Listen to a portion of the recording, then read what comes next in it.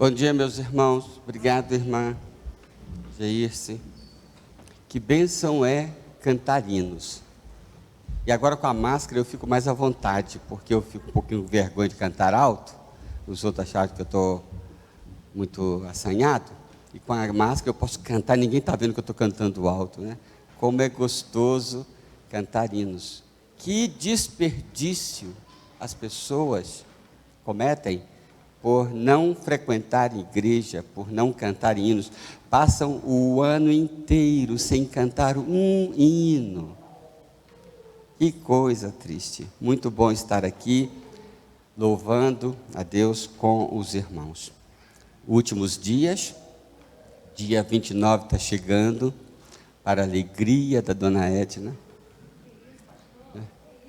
Dona Edna vai soltar fogos pelas janelas do prédio. Pode chamar o corpo de bombeiros. Meus irmãos, eu espero vê-los aqui no dia 29, agradecendo a Deus, louvando a Deus por essas décadas de ministério como pastor de igreja local. E agora eu estou pensando o que eu vou fazer na igreja local, porque eu já tenho os planos com relação à mentoria de pastores, com relação a estudos. Eu estava pensando, Anderson, em tocar bateria. Eu acho que eu vou tocar bateria, porque eu observei que a Dona Edna senta perto da bateria. Eu acho que eu vou tocar bateria. Meus irmãos queridos, quero pensar com vocês nessa linda manhã de domingo, nessa linda cidade de Petrópolis, nessa linda segunda igreja batista em Petrópolis. Quero conversar um pouquinho com vocês sobre o espírito do cristão. Espírito no sentido assim de mente, a forma de encarar as coisas. Há um texto em Filipenses que é muito precioso. Filipenses 2. Filipenses 2, 5. Eu vou ler os 5 versículos, mas eu vou primeiro ler o 5º. Filipenses 2, 5 diz assim: tende em vós o mesmo sentimento que houve em Cristo Jesus. Você já parou para pensar sobre isso? Eu estou agora, nessas semanas, pensando sobre lições que eu aprendi nestes 40 anos de ministério. Vem à minha mente, não vou mencionar nomes daqui, questões óbvias, mas vem em minha mente alguns irmãos que encontrei no caminho.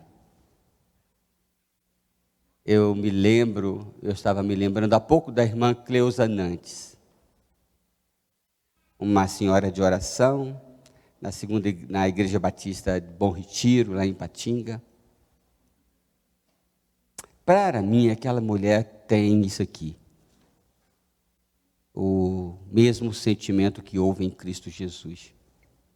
Eu me lembrava também do meu amigo pastor João Batista Cavalcante. Para mim, ele tem esse espírito. E você também já encontrou, não já? Pessoas que nessa sua caminhada você diz assim, ele ou ela tem esse espírito que havia em Cristo Jesus. É o que eu tenho pedido a Deus, que converta o meu espírito diariamente, para que eu fique cada dia mais parecido com Jesus, né? Porque não é este o espírito que há em mim ainda. Eu até escrevi essa semana um pequeno texto para o blog, eu chamei de o espírito de crítica. Eu ouvia deixa eu ler, são 3 parágrafos, né? No primeiro aniversário da invasão do Capitólio nos Estados Unidos, ouvi a crítica de um repórter brasileiro sobre o anúncio da vacinação das crianças contra a Covid-19, feito no dia anterior pelo ministro da Saúde do Brasil, Marcelo Queiroga.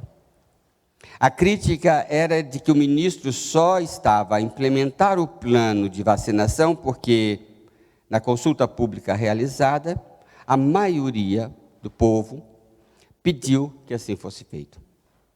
Em outras palavras, criticava-se o ministro por falta de entusiasmo com algo que o repórter imaginava. O ministro não queria fazer, mas estava fazendo apenas para atender à opinião da maioria. Ou seja, não bastava para aquele repórter que o governante fizesse o que o povo queria.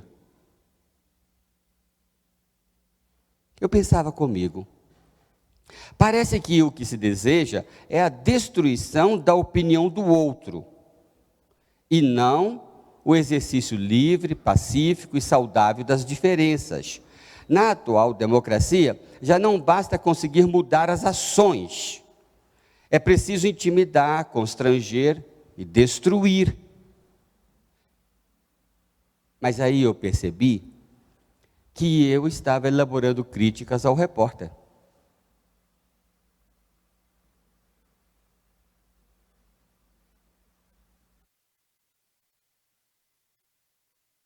Eu estava magoado porque o repórter criticava o ministro. Mas eu estava criticando o repórter. E pode acontecer que, enquanto eu lia esse texto para você, algo dentro de você preparava armas para também criticar o pastor.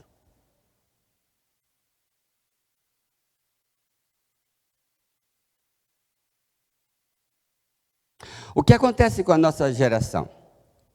Como conviver melhor, valorizar as diferenças, celebrar as vitórias e explorar a unidade, o poder da unidade, e ao mesmo tempo estimular a manifestação das singularidades. Provérbios vai dizer, sobretudo guarde o coração. Jesus vai dizer, observe os pássaros. Eu acrescentei, não os leões. E Paulo vai dizer, nada façais por rivalidade, nem por vaidade, pelo contrário, cada um considere, com toda a humildade, as demais pessoas superiores a si mesmo. E esse é o texto que nós nos encontramos. Filipenses 2. Portanto, se há em Cristo alguma exortação, alguma consolação de amor, alguma comunhão no Espírito, do Espírito, se há qualquer sentimento profundo ou compaixão, completai a minha alegria para que tenhais o mesmo modo de pensar, mesmo amor, mesmo ânimo, pensando da mesma coisa. Não façais nada por rivalidade nem por orgulho, mas com humildade, e assim cada um considera os outros superiores a si mesmo. Cada um não se preocupe somente com o que é seu, mas também com o que é dos outros. Tende em vós o mesmo sentimento que houve em Cristo Jesus. Meus irmãos, este espírito que o texto tenta nos estimular a ter, essa forma de andar, de ver a vida, de caminhar, esse espírito do cristão, né? Não estou falando do Espírito Santo que há em nós, mas é de um espírito, do nosso espírito. Alguns textos vai chamar isso de nossa mente, tende a mente de Cristo.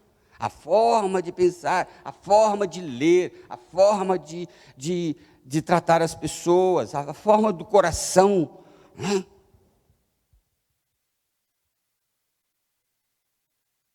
E há algo ainda mais destacado nesta geração. Aparentemente, eu não vivi as outras gerações, como Dona Edna, mas há algo de especial nessa geração.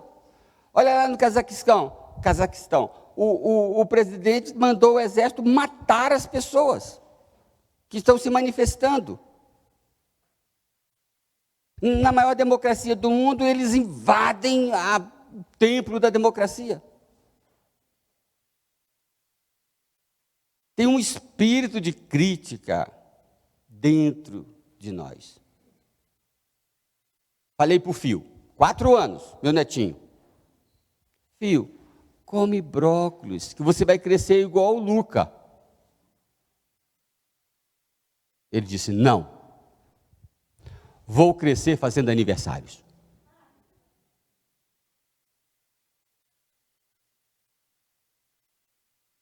Não levou uns 3 minutos, a gente está comendo e tal, ele parou, virou para mim assim, eu sou muito alérgico a brócolis.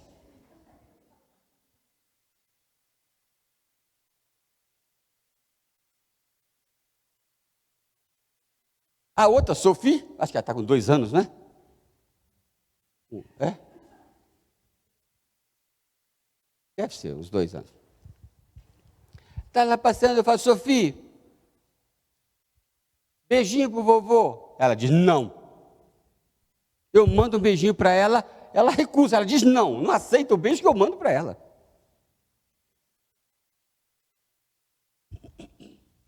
Vocês estão rindo, nós estamos rindo, mas é um negócio muito forte que está na nossa geração, né? O apóstolo está dizendo,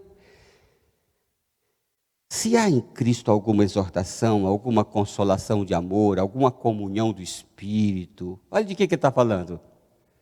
Se há algum sentimento profundo, alguma compaixão, completai minha alegria, para que tenhais o mesmo modo de pensar, o mesmo amor, o mesmo ânimo, pensando a mesma coisa, não fazer por rivalidade ou por orgulho,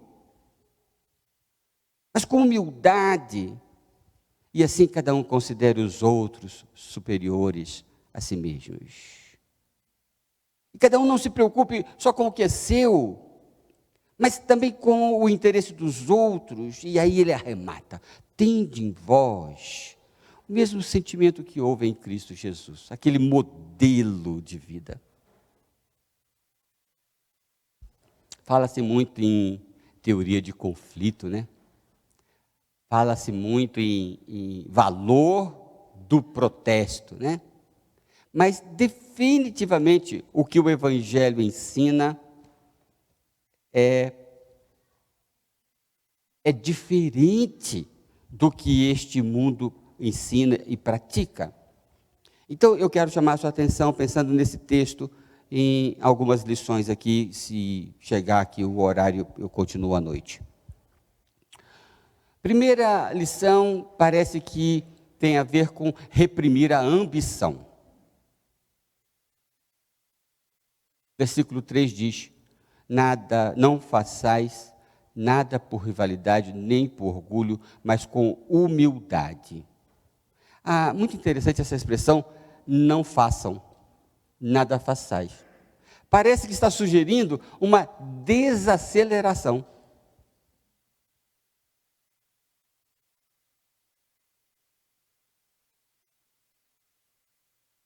Reduzir ou controlar a ambição. Por que eu quero tanto? Por que eu quero tanto dobrar o meu irmão? Por que eu quero tanto vencer?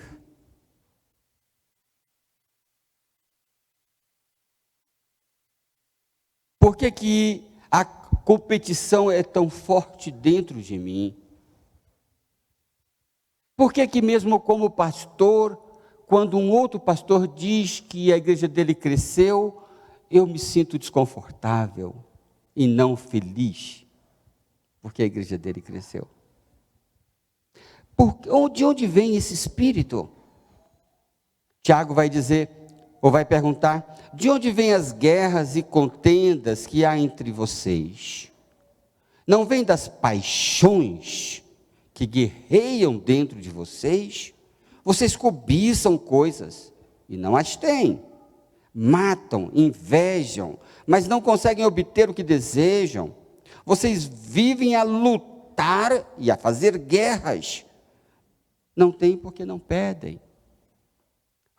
O Tiago está dizendo que nós guerreamos muito, nós brigamos muito no trânsito, na família, no trabalho, às vezes até dentro da igreja, por oportunidades para cantar, para pregar, para coisa, não é? Parece que o evangelho, de algum modo, ele acalma o coração. Longe de imaginar que isso signifique que você vai ser um pastel, que você não vai influir, mas de algum modo, esse Espírito de Cristo dá uma acalmada no seu espírito. Você é menos briguento, né? Não diz o texto? Para ser pastor, está aí um perfil. Vocês que vão escolher pastor, né?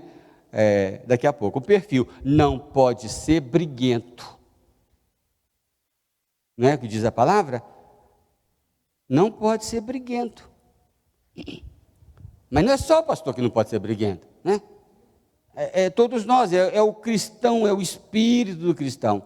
Então, há de fato, no espírito que passa convertido, ele fica mais calmo. Ele parece que acredita que vai vencer, mas ele vai ter tempo para vencer. Ele dá tempo a Deus para agir na vida dele. Então, o texto está dizendo: não faça por rivalidade, não faça por outros propósitos. Calma, entrega nas mãos de Deus, né?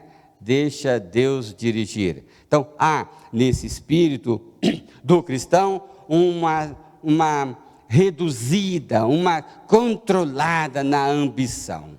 Eu tenho observado que isso não diminui o sucesso. Em 2001, quando eu fiz o meu primeiro sabático, e voltei 6 meses depois, eu voltei com algumas decisões de vida, e uma delas era a de desacelerar. Não usaria mais relógio, não deixaria ninguém mais fazer minha agenda. 20 anos se passaram, e eu observei que o realizar não é menor. Não é porque você fica andando a 160 por hora que você produz mais. Você reduz a ambição, você entrega mais nas mãos de Deus, você acalma o faz. E as coisas andam. Porque o progresso não tem a ver com o ativismo, com muito movimento, mas de estar lubrificado, de estar fluindo no caminho da obediência. Então, reprima ou reduza a ambição para que o espírito do cristão possa florescer. Segundo lugar, eu diria, olhe para fora de si mesmo.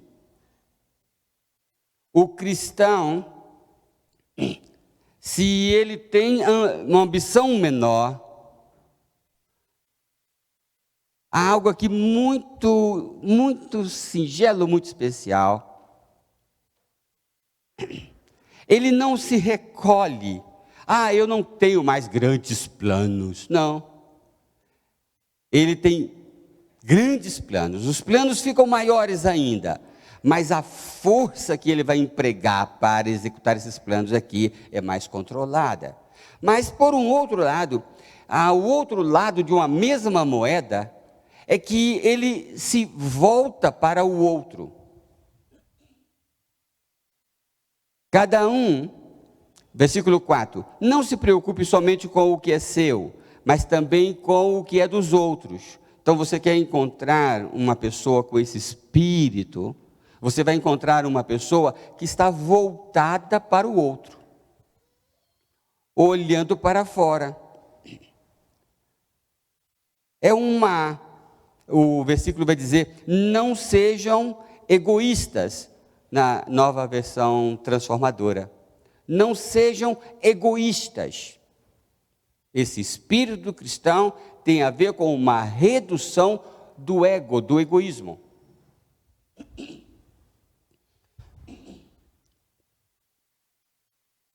Porque você pode não brigar mais com os outros, e isso ser até ofensivo. Isso pode ser até uma expressão de orgulho. Quando você não contesta, quando você não contraria Conhece a história do sábio que estava fazendo a palestra, e no meio da palestra ele disse, porque é mais ou menos assim, né? Ou a pessoa sábia não vai discutir com os outros, né? Com pessoas ignorantes, né? E aí alguém levantou e disse, não concordo com o senhor não. Ele disse, tudo bem. Você pode não ser um protestador, não dar uma opinião contrária como uma expressão de orgulho. Você se fechou.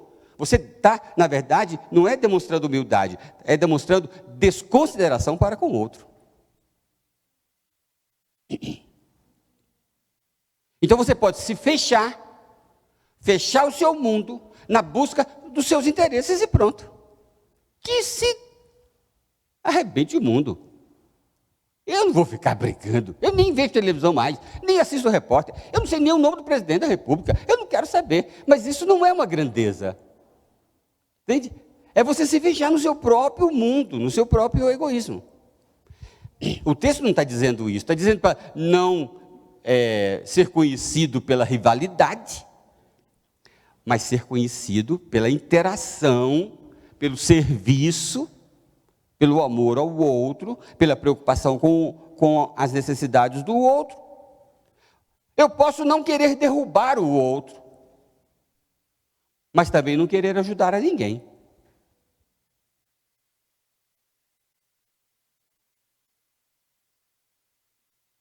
É um tipo de egoísmo.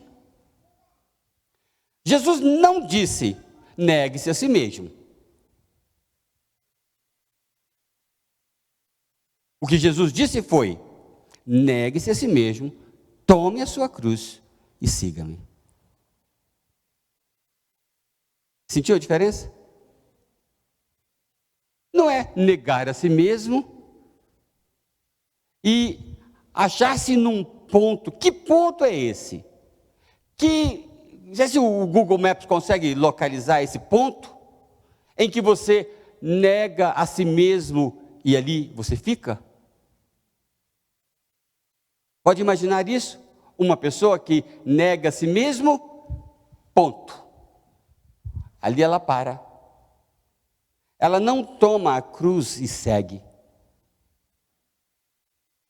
Então Jesus disse, negue-se a si mesmo. Você não tem que responder a todas as ofensas, você não tem que discutir todas as opiniões, você tem, calma. Mas tome alguma coisa, tome sua cruz e siga-me, né? Ande, opere, faça algo, ajude. Interesse-se. Aí eu lembrei de um sermão que preguei em 2018, neste púlpito, intitulado Interesse que Interessa. E interessar é uma faculdade muito distinta nossa. E é muito comum nesse espírito do cristão. Ele se interessa. Lembra da parábola que Jesus contou do bom samaritano? Ele se interessa.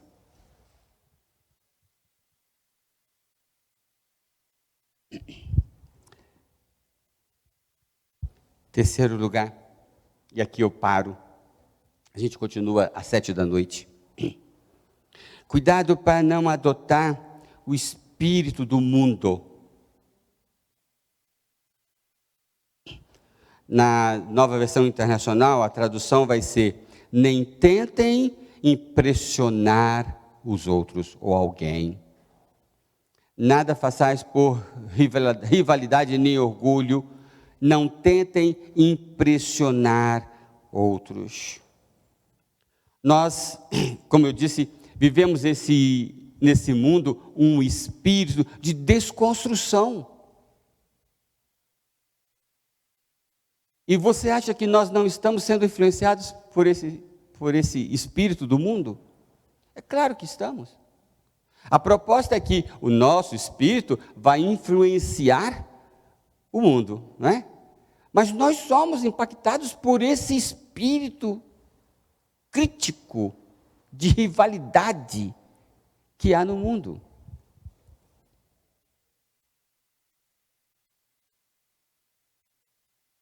Ele tenta penetrar e assim ofuscar e sujar e enfeiar, entre aspas, o nosso espírito. Então me lembro de um outro sermão pregado aqui, titulado Cuidado com a Agenda do Inferno.